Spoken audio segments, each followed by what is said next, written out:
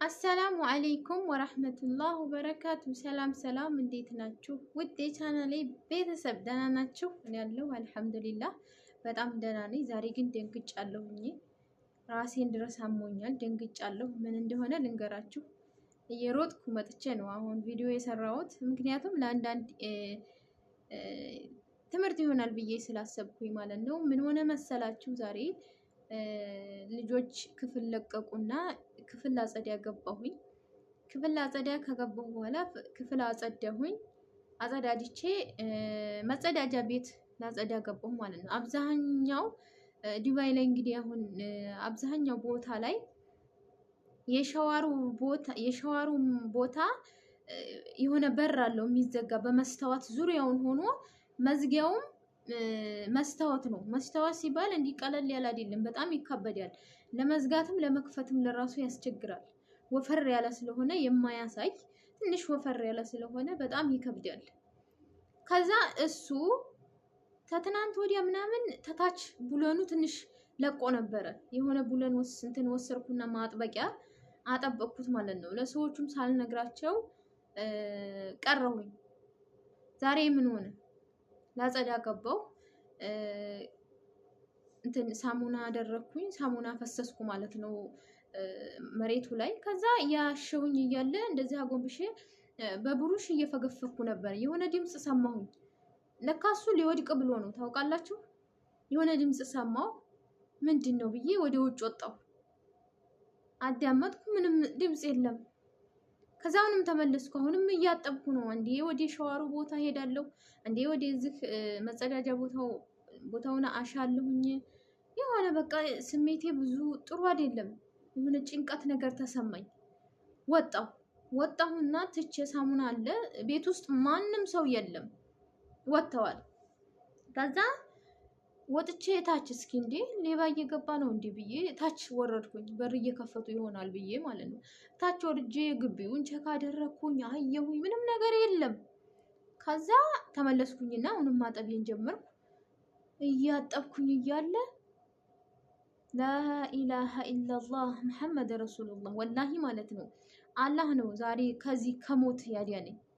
አስባችሁታል? የስደት ኑሮ በጣም ከባድ ነው። ሳታውቁት ነው ድንገቱን የሚይዛችሁ።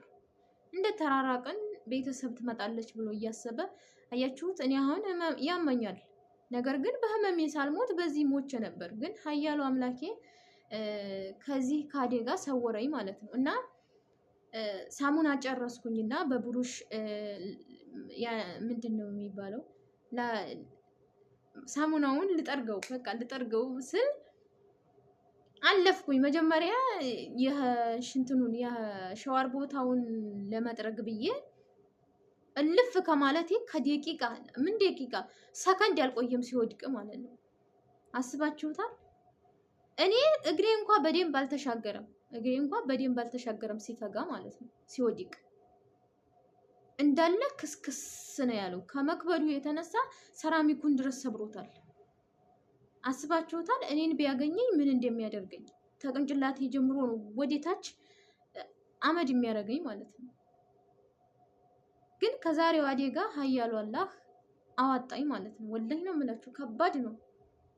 እና ብዙውን ጊዜ እኔ ጥንቃቄ አደርጋለሁ። እንደዚህ መስተዋት የበፊቱ የምንኖርበት የለውም ነበረ። ዝም ብሎ ልቅ ነው።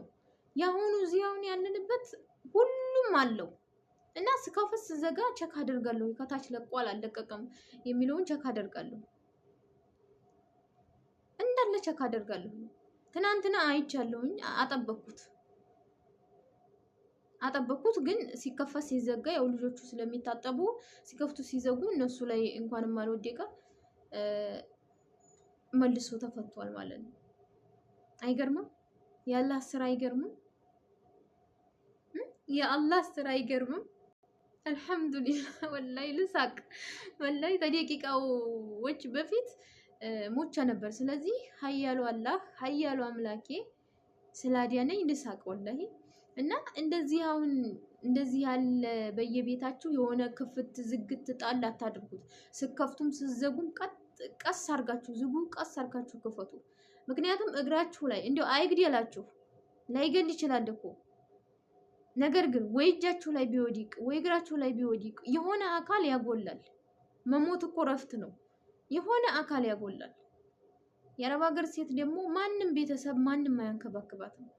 ሀሳባችሁን ሳታሳኩ አላማችሁን ሳታሟሉ አንድ አካል ጎዶሎ ሆናችሁ ብትሄዱ ቤተሰብ ለራሱ አያነሳችሁም። ዛሬ የሚወዳችሁ ብር ስላላችሁ ነው። ነገር ግን ታማችሁ ብትሄዱ ማንም ዘወር ብሎ የሚያችሁ የለም። ገንዘባችሁ ውስጥ የሚያልቅ ትንሽ ሊገትቷችሁ ይችላሉ።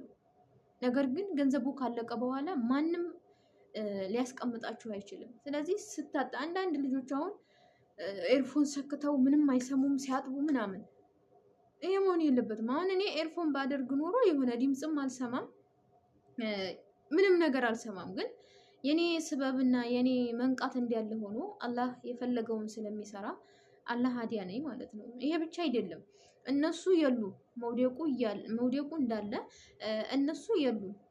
የሆነ ቦታ ላይ ቢመታኝ ደሜ ፈሶ አልቆሙታለሁ እንጂ ስልክ በእጄ ይዤ አልሄድም። እኔ ተክፍሌ አላወጣም፣ አልወድም። ስራ ስሰራ ስልክ አልወድም።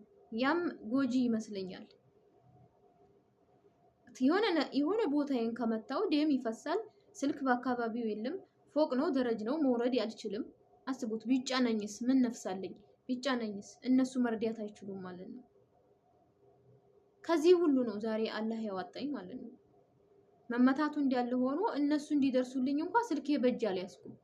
እኔ ሲጀመር ጧት ስወጣ ስልኬን አስቀምጬ ነው ወደ ስራ የምገባው። ስራ ስሰራ ስልክ አልወድም፣ መነካካትም ይሁን ምንም ይሁን። አንዳንዴ ብቻ በዛ ያለ ምግብ ስሰራ እንትን ኩሽና ውስጥ ሆኜ በኤርፎን የሆነ ነገር ከፍቼ ላዳመጥ እችላለሁ እንጂ እንደዛ 4 ሰዓት እየሰራው አልወድም። ያውም ሴትዮዋ አንዳንዴ ትጮህብኛለች፣ ለምን ስልክ አትይዥም ብላ ስትወጣ ሪከርድ ስታረግ ስለማላይላት ማለት ነው። ስለዚህ ውዶቼ ስትሰሩ ተጠንቀቁ። አላህ ያድናል። አላህ ከመጥፎ አደጋ ያድናል። ግን የእናንተ ሰበብ ያስፈልገዋል። መንቃት ይኖርባችኋል። መንቃት፣ ቸክ ማድረግ፣ የሆነ ነገር ቸክ ማድረግ። አሁን እኔ ትናንትና ቸክ አድርጌው ይሄ ነገርማ ይወድቃል ብዬ ነው ያጠበኩት። ነገር ግን ያው ልጆቹ አበላሽተውታል፣ መልሶ ተፈታ ማለት ነው። እስኪ እዩት እንዴት ተከሰከሰ። እኔ ላይ ቢወድቅ ምን እንደሚሆን እንግዲህ እናንተ ገመቱት። የዛሬው ቪዲዮ ይሄን ይመስላል። ሰላም ቆዩልኝ። ላይክ ሸር እያደረጋችሁ እንዲሁም ሰብስክራይብ እያደረጋችሁ ሸቃሊትን ተባበሯት እላለሁ።